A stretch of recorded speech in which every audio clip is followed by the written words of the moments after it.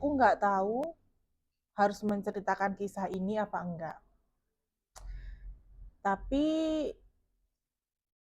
kalian harus denger sih kisah ini. Cuman agak sedikit ekstrim ya. Kalian yang masih remaja, jika video ini lewat di beranda kalian, tolong ambil hikmahnya ya dengan kisah pengalaman yang akan aku ceritakan ini yang datang dari teman aku. Mau nggak mau nama, tempat, dan semua tokoh yang ada dalam cerita ini harus aku samarkan ya, Bes, ya. Ya, seperti judul yang sudah aku tulis, yaitu Mbok Sam, juga bukan nama samaran. Jadi kisah ini datang dari teman aku, Lastri. Tentu saja ini nama samaran ya, Bes, ya. Untuk apa ya? Untuk menghormati privasi lah. Lastri ini bercerita ya, dulu dia punya tetangga. Zaman tahun 90-an ketika Lastri itu masih remaja, rumahnya antara satu rumah dengan rumah yang lain itu masih ada jarak.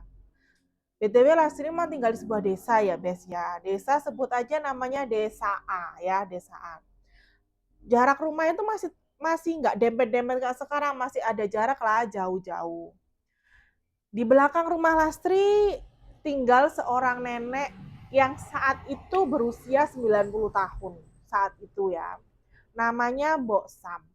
Rumahnya reot ya, kalau dibilang jaraknya tidak terlalu dekat, juga tidak terlalu jauh gitu.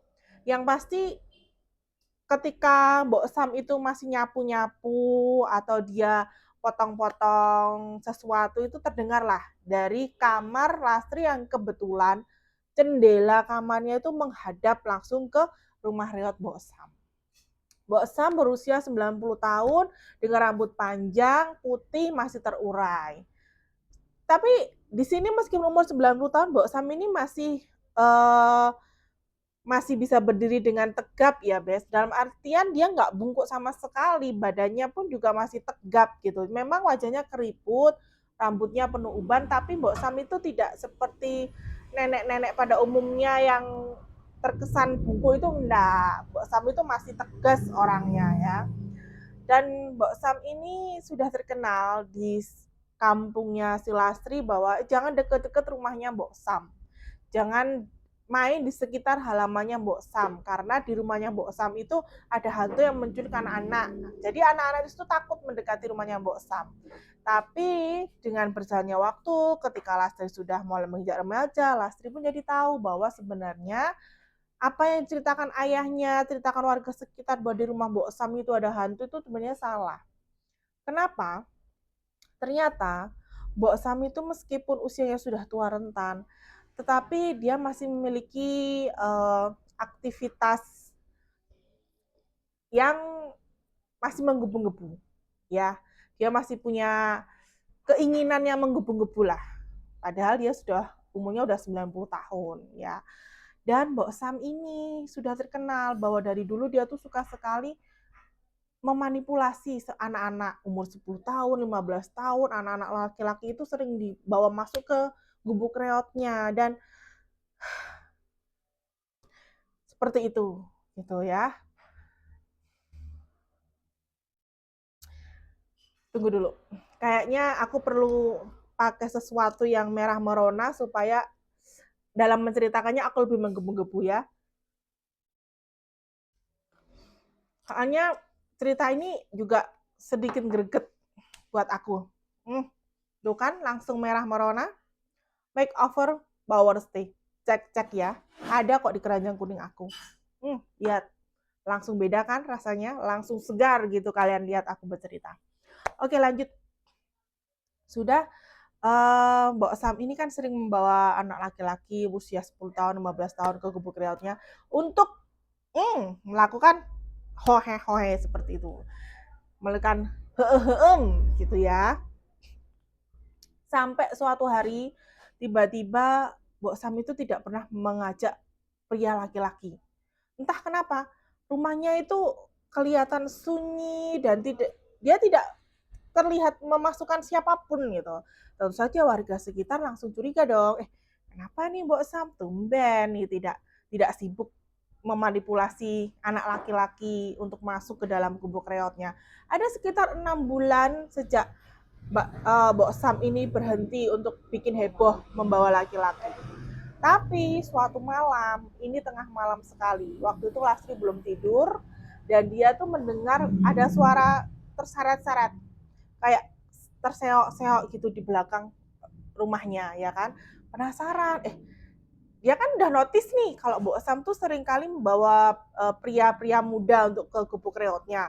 Ini tengah malam, Sam Lastri penasaran siapa ini, siapa laki-laki yang jadi korbannya, ya kan. Dilihatlah Mbok Sam, diintipnya. Ternyata, ternyata kalian tahu yang diseret Mbok Sam itu adalah seekor anjing kampung. Anjing jantan kampung.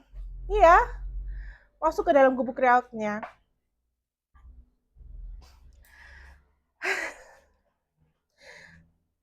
Aduh, aku sampai nggak tega mau meneruskan cerita ini, Bes, tahu nggak? Tapi Lastri sendiri berteriak ke aku sambil shock, dan sampai sekarang dia tidak pernah melupakan, dia tidak pernah lupa malam di mana dia melihat Mbok Sam itu menyeret anjing kampung itu. Dan selama 3 hari Mbok Sam itu tidak terlihat. Tidak terlihat.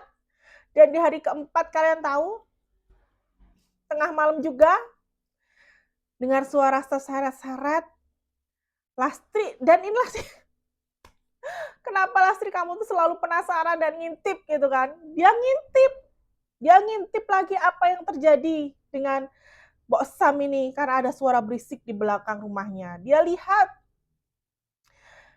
Mbok Sam menenteng anjing kampung yang 3 hari lalu dia seret ke dalam reot, dan anjing itu sudah meninggal. Ya, sudah meninggal. Mbok Sam menggali lubang samping rumahnya dan anjing itu dilempar gitu aja. Ini nenek-nenek kenapa begitu banget nenek-nenek ini ya? Nah itu, dari situ Lastri langsung, dia benar-benar trauma dan tidak lagi mau melihat apa yang terjadi di rumah reot Mbok Sam. Dan akhirnya Lastri memutuskan untuk pindah. Dia nggak mau lagi di kamar itu yang jendelanya menghadap ke Mbok Sam. Dia pindah ke kamar yang depan. Dia benar-benar nggak mau tahu.